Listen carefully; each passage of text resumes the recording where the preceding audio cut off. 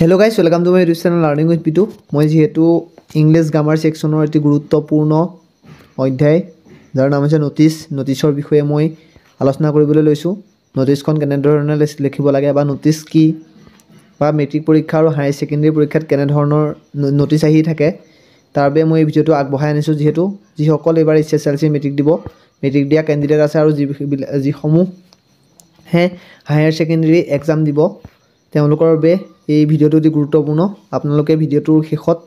Description বক্সৰ পৰা পিডিএফৰ লিংকটো ডাউনলোড কৰি ল'ব যাৰ জৰিয়তে আপোনালোকে যিবিলাক ইম্পৰ্টেন্স নোটিছ আছে মেট্ৰিক পৰীক্ষা বা হায়াৰ সেকেন্ডাৰী পৰীক্ষাত আহিবলগীয়া সেই নোটিছ কেইখন মই দিছো 5খন নোটিছ তাৰ পৰা মেট্ৰিক পৰীক্ষা বা হায়াৰ সেকেন্ডাৰী পৰীক্ষাত আহিব আৰু যেনেকুৱা ধৰণৰ নোটিছ নাহক আপোনালোকে নোটিছখন আপোনালোকে অতি কম সময়ৰ ভিতৰতে কৰিব পাৰিব আৰু 5 নম্বৰ লাভ কৰিবলৈ সক্ষম হ'ব এতিয়া দিছে এই নোটিছ ইছে এই প্ৰথমতে আছে নোটিছ চাইলক এই notice is a written or printed news মানে হৈছে নোটিছখন এখন হৈছে লিখিত বা ছপা কৰা এটা হৈছে বাতৰি announcement or information মানে announcement আৰু information এটা হৈছে এটা বাৰ্তা it is usually displayed publicly as on the school college notice board it is generally written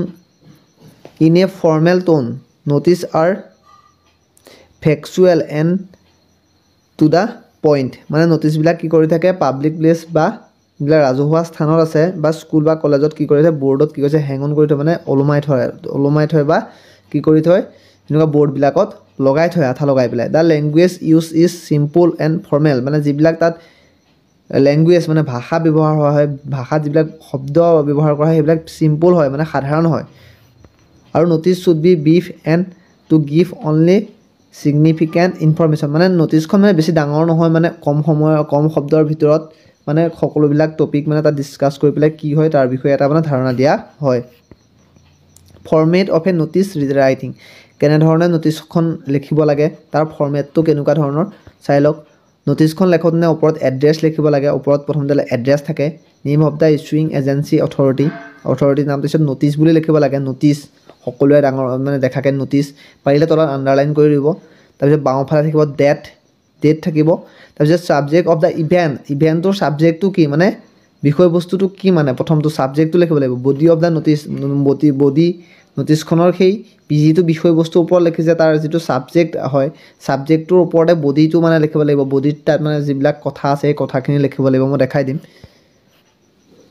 signing authority তাত সাইন কৰিব লাগিব তাৰপিছত ডেজিগনেশ্যনখন আছে ইয়াত দেখাইছে notice don't cross the word limit মানে 50তকৈ মানে ইয়াত দিছে 50টা শব্দৰ লিমিটত পাৰ হৈ যাবলৈ হাক দিছে আৰু কি হৈছে নোটিছখন লেখোতে সদায় বাউণ্ডাৰী মাৰিব লাগে দেখিবলৈও ধুনীয়া হয় তেতিয়া কি হৈছে সকলোৱে চাব এটো এক্সামিনেশ্যন ষ্টাইলিছ কুৱেশ্যন কেনেকুৱা ধৰণে আহিছে কুৱেশ্যন মই দেখাই দিছো you are Pranita the sports secretary of Kokrajhar senior secondary school Kokrajhar write a notice suitable for your school notice board giving the details for preparation of students in a football tournament to be organized by your school মানে তুমি Kokrajhar higher secondary স্কুলৰ মানে এগৰাকী ছাত্ৰ বা ছাত্ৰী আছিলা write a notice suitable for given মানে 50টা ৱৰ্ডৰ ভিতৰত লিখিবলৈ কৈছে মানে ফুটবল টুৰ্নামেন্ট এখন অৰ্গানাইজ কৰিব লাগে আয়োজন কৰিব লাগে সোৱা কেনেকৈ লিখিব লাগে প্ৰথমতে সাবজেক্টটো দিবলৈ কৈছো Kokrajhar senior secondary school Kokrajhar ওপৰত লিখিছে Kokrajhar senior secondary school Kokrajhar notice লিখিছে মই কৈছিলো লেফটত আছে ডেট দেশক জানুৱাৰী 2 প্ৰথম কেনেকৈ লিখিব লাগে 2 জানুৱাৰী লেখা নাই প্ৰথমতে জানুৱাৰীটো লিখি লৈছে সব ফেব্ৰুৱাৰী ললে ফেব্ৰুৱাৰী মাৰ্চ ললে মাৰ্চ ষ্টেণ্ডাৰ্ড ফৰ্মটো সদায় মেইনটেইন কৰিব লাগে জানুৱাৰী 2 ইমান চন এটেনশন ফুটবল লাভাৰ্স দেখি দিছে attention football lover it is for the general information to all the students of Kokrajhar secondary school এই প্ৰথম লগাব লাগে it is for general information Kokrajhar date এইখন লাগে ডেটৰ পিছত সেখন সেম হৈ যায় date the school is going to organiser লগে হৈছে a 3 day football tournament from কিমানৰ পৰা কিমান লাগে 10 জানুৱাৰী টু ইমান XX in the school playground কত অনুষ্ঠিত হ'ব স্কুল প্লেগ্ৰাউণ্ড স্কুলৰ যিখন প্লেগ্ৰাউণ্ড আছে খেলপথাৰ আছে তাত অনুষ্ঠিত হ'ব hereby the interest students are request to give their names তাৰপিছত আপোনালোকে লিখি দিব পাৰে লাষ্টৰ লাইনটো সবতে যদি টুৰ্নামেন্ট অনুষ্ঠিত হয় বা খেল কিছুমান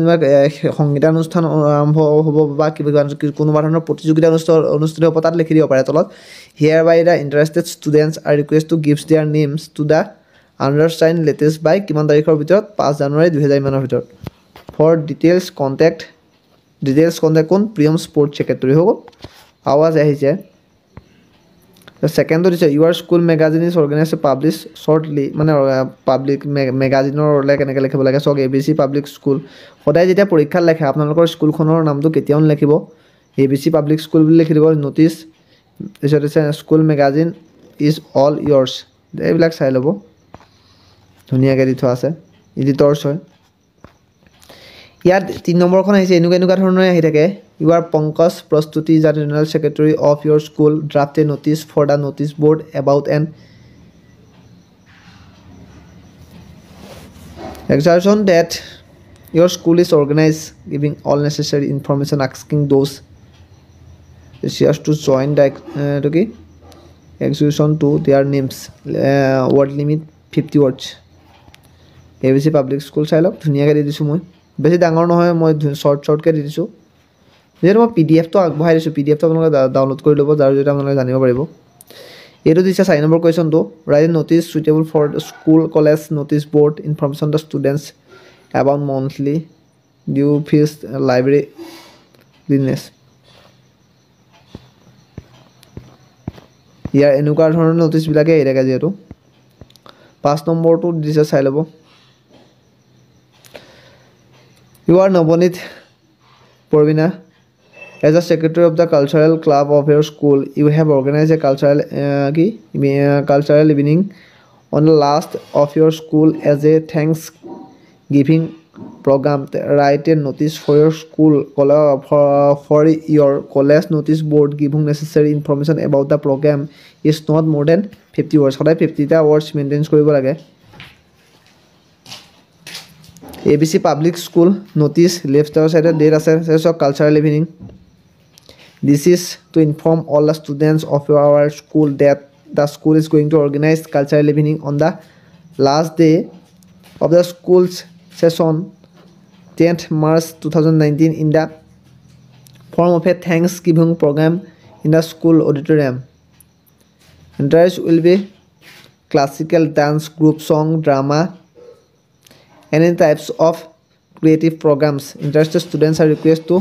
participate in the program. Any other queries can be asked to the secretary. Nabajit দিছে secretary cultural club দি দিছে এনেকুৱা ধৰণৰ ন'টিছবিলাকে আহি থাকিব পাৰে ইয়াৰ যিবিলাক ন'টিছখন কাক বোলে বা ন'টিছ কেনেধৰণে লিখিব লাগে মই আপোনালোকক দেখুৱাই দিছোঁ বা মই ইয়াৰ কেইখনমান ইম্পৰ্টেণ্ট ন'টিছ দি দিছোঁ যিবিলাক ন'টিছ ফ'ল' কৰিলে আপোনালোকে পৰীক্ষাত যেনেকুৱা ধৰণৰ ন'টিছ নাহক কিয় আপোনালোকে সেইবিলাক ট্ৰাই কৰিব পাৰিব যিহেতু ন'টিছখন লিখিবলৈ আহিব স্কুলৰ ওপৰতে স্কুলৰ ফুটবল টুৰ্ণামেণ্ট বা ক্ৰিকেট টুৰ্ণামেণ্ট এখন অনুষ্ঠিত কৰা বা যিবিলাক আপোনালোকৰ আহিছে মেগাজিনখন কি কৰিব লাগে প্ৰকাশ কৰিব লাগে তাৰ বাবে আপোনালোকে কবিতা বা ৰচনাৰাজি সংগ্ৰহ কৰিব লাগে তাৰ ওপৰত বা ঘপকনে এখন সভা অনুষ্ঠিত কৰিব লাগে সভাখনৰ গতিকে কোনোবাই যদি কিবা পাৰফৰ্মেঞ্চ দিয়ে বা কেনেকুৱা ধৰণৰ কিবা প্ৰতিযোগিতা অনুষ্ঠিত হ'ব তাত এনেকুৱা ধৰণৰ প্ৰতিযোগিতাৰ বাবে ন'টিছ দিব লাগে তেনেকুৱা ধৰণে আহিব এইবিলাক ন'টিছ ইয়াত আছে এইবিলাকে চাই ল'ব পাৰিব পৰীক্ষাত যাৰ জৰিয়তে আপোনালোকে অনায়াসে যেনেকুৱা ধৰণৰ কুৱেশ্যন নহওক আপোনালোকে লিখিব পাৰিব এই ভিডিঅ'টো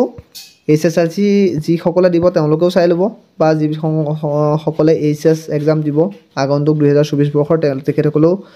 এই ভিডিঅ'টোৰ জৰিয়তে উপকৃত হ'ব পাৰিব আজিলৈ ভিডিঅ'টো ইমানেই যদিহে ভিডিঅ'টো চাই ভাল পালে তেন্তে ভিডিঅ'টো লাইক কৰক চেনেলটো নতুনকৈ আহিছে যদি চেনেলটো ছাবস্ক্ৰাইব কৰক আৰু সকলোৰে মাজলৈ চেনেলটো আগবঢ়াই দিয়ক ধন্যবাদ জয় অসম